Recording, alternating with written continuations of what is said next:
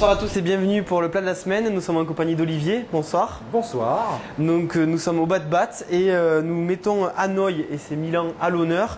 Pour cela nous avons donc des plats vietnamiens. On va aujourd'hui présenter un plat justement principal. C'est le pho. Alors c'est le pho.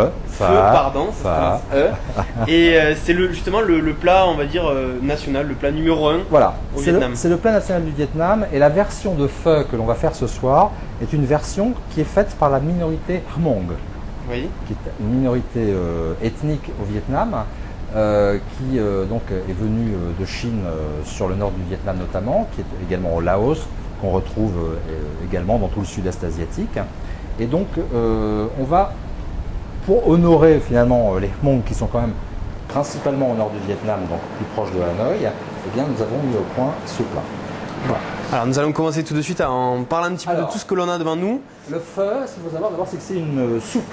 Oui. D'accord. Donc c'est une soupe. Cette soupe-là, en tout cas, est à base de bouillon de légumes. Donc dans le bouillon de légumes, on va avoir du poireau. Oui, on va avoir, voilà, on va avoir des tomates. On va avoir également des épices qui sont ici. Alors, que sont les champignons parfumés qu'on connaît globalement. Donc il faudra faire tremper préalablement à l'utilisation et bien couper les queues qui sont ici parce qu'elles sont dures et c'est pas très bon à manger. Oui. Voilà. Et après on les émincera. On va avoir de la cannelle, d'accord, que l'on reconnaît bien, et de l'anis étoilé, voilà. Puisque c'est notre infusion aromatique, sachant que l'anis étoilé, je vous rappelle, est le composant principal du Tamiflu, d'accord, et donc est un excellent antigrippal. Bon, voilà. Donc bonne solution alors qu'on commence la période de la grippe. Voilà, pour l'hiver c'est absolument parfait. Ici, une épice qu'on ne connaît que très peu, qui s'appelle la cardamome noire, oui. Et qui est une épice qui est issue du Sikkim, qui est une province de l'Inde, enfin du nord de l'Inde, du Tibet, d'accord, mais qui appartient à l'Inde, et qui donne un goût, on va dire, un petit peu camphré à l'ensemble. Voilà. Donc cette infusion aromatique, utilisée avec vraiment, oui, voilà, si vous voulez, chez nous, on a le clou de girofle, voilà. Ici, c'est la cardamome noire. Oui. Voilà. Donc là, on va faire cette infusion aromatique, d'accord, qu'on va mettre pour faire le bouillon. On va faire revenir des poireaux, évidemment, dans de l'huile d'arachide, oui, ou dans du beurre, comme vous le souhaitez. Ensuite, on va mettre des tomates, oui, d'accord, du gnoc mam. Voilà, le grand classique. Que je ne présente plus, d'accord. Là, pour une fois, on ne va pas mettre de sucre, d'accord. Pourquoi? Parce qu'il y a une grande quantité d'eau. Et que donc ça vient, on va dire, atténuer le goût du gnoc mam. Le gnoc mam va uniquement servir dans ce plat à saler, d'accord. Il ne va pas donner un goût particulier, d'autant que l'infusion aromatique est quand même assez prononcée. Donc le gnoc mam va uniquement saler. Voilà. Alors une fois que ce bouillon est réalisé, donc voilà un exemplaire ici, d'accord. Oui. On va l'utiliser, ce bouillon, pour faire cuire, enfin en tout cas une partie de ce bouillon, pour faire cuire notre viande. Alors, cette viande est une viande de collier, d'accord. Comme dans toutes les recettes, enfin la plupart des recettes du Vietnam, on va faire mariner notre viande, oui, d'accord. Donc on la fait mariner dans du vinaigre de riz, que je vous avais présenté déjà. La semaine dernière, effectivement. Voilà. On va la faire mariner avec des échalotes que l'on aura coupées en brunoise, avec de l'ail préalablement coupé en brunoise, voilà. Un petit peu de gnoc mam, et là, évidemment, pour la marinade, un petit peu de sucre. Voilà. 24 heures à mariner, pas moins, il faut que ça s'imprègne bien. D'accord. C'est un plat qu'on fait à l'avance. Oui. Une fois que votre viande sera bien marinée, à ce moment-là, on la fait sauter dans un grand faitout, d'accord, avec un petit peu de beurre ou avec un petit peu d'huile d'arachide. Une fois qu'elle est bien revenue, qu'elle a bien doré, à ce moment-là, on va rajouter le bouillon, on va recouvrir la viande avec le bouillon et on laisse mijoter à cuire pendant à peu près 3 heures. Voilà, là c'est la partie qui demande quasiment le plus de temps. Voilà. Donc il faut vraiment s'y prendre à l'avance si vous souhaitez servir ça à vos convives. Voilà, et toujours avoir un petit peu de bouillon sous la main de façon à recouvrir la viande pour qu'elle ne reste jamais, voilà, sans bouillon. Ok. Et on va la laisser mijoter ces 3 heures-là. Voilà, une fois que la viande est mijotée, eh bien, on va pouvoir attaquer l'assemblage de notre plat, d'accord, qui est une autre étape. Voilà.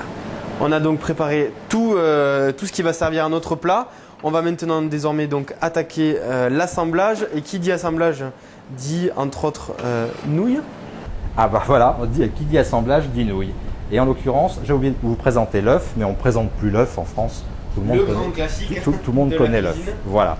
Alors cet œuf là, la seule chose c'est qu'il est mollet, on ne le fait pas trop cuire, de façon à ce qu'on n'ait pas un jaune qui soit trop dur, il faut que ce soit légèrement fondant. Hein, vous savez que dans la cuisine asiatique, enfin en tout cas dans la cuisine vietnamienne, il faut bien avoir des contrastes entre ce qui craque, ce qui fond, ce qui est doux, ce qui est fort, etc., ce qui est sucré, ce qui est salé. Voilà. Sur les nouilles, cette fois, on va utiliser des nouilles fraîches. Donc ce sont des nouilles de riz, d'accord, que vous pouvez acheter chez Bad Bat, nous vous les vendrons avec grand plaisir. Donc ce sont des nouilles fraîches, alors vous pouvez les acheter plus ou moins larges. Ici nous avons pris des nouilles pas très larges, donc à peu près 2 mm à 3 mm, enfin 2 mm de large, mais vous pouvez les trouver en 3 mm, 4 mm, 6 mm, voire même très très large. Voilà. On va justement les mettre dans un bouillon, dans l'eau bouillante. On va les tremper dans l'eau bouillante. Alors vous allez voir qu'il faut aller très vite, parce que si vous voulez les avoir al dente, il faut vraiment que ces nouilles elles cuisent très vite. Et puis par ailleurs, si ces nouilles ne sont pas sont trop cuites, en fait l'eau de la nouille, d'accord, va créer un échange avec le bouillon et va absorber tous les arômes du bouillon. Donc le bouillon n'aura plus de goût. Donc il faut vraiment pas trop les cuire. Donc j'espère que vous avez sorti votre chronomètre, vous avez vu, ça a duré même pas 5 secondes. Voilà, 5 secondes de cuisson, même avec des nouilles larges, c'est la même chose. Donc ici, nous avons notre bœuf qui a cuit à peu près 3 heures. Donc là, je vais mettre une louche de bœuf. Voilà, un petit peu plus. Et puis, le bouillon. Notre fameux bouillon. Voilà, dans lequel je vais mettre les légumes et le bouillon qui vont donner à l'ensemble le goût des aromates qu'on a mis dedans tout à l'heure. Hein. On est sur voilà, on est sur des goûts qui sont quand même assez prononcés. Et normalement, s'il m'en reste, on met les champignons parfumés que l'on a évidemment fait cuire. On en met quelques-uns. On va rajouter un peu de soja pour la décoration. Voilà. D'accord.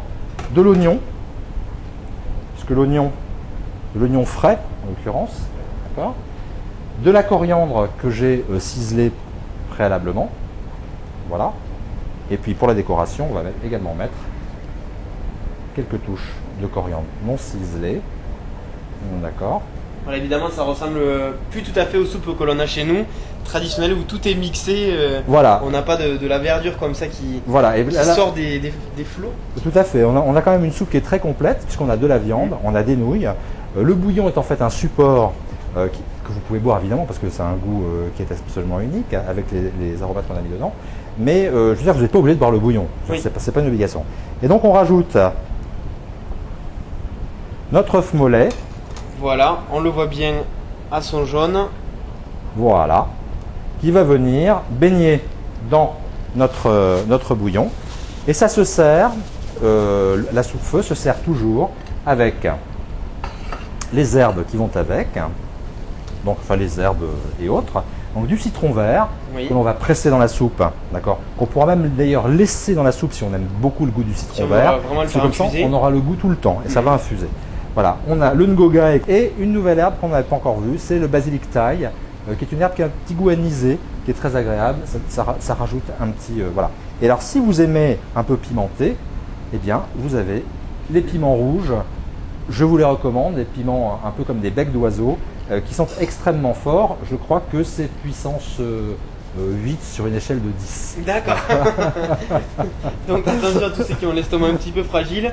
On va peut-être commencer par les plantes et puis après on verra après les herbes si on s'attaque au piment. Voilà donc pour ce plat vraiment numéro 1, voilà. Si on devait représenter la cuisine vietnamienne. Voilà, alors sous cette forme, c'est pas le feu qu'on trouve habituellement au Vietnam. On l'a bien compris, c'est une des variantes c'est une variante de ce plat, mais c'est le plat principal. On va se dire au revoir et puis se dire rendez-vous la semaine prochaine. Voilà, pour un autre plat qui sera une salade boboon, d'accord, un peu chaude, un peu froide, un peu craquante. Et donc un petit peu fondante. Voilà. Absolument. Le principe de la cuisine vietnamienne. Merci en tout cas. À très bientôt. Merci Olivier. Merci beaucoup. Bonne soirée à tous sur Toulouse Info.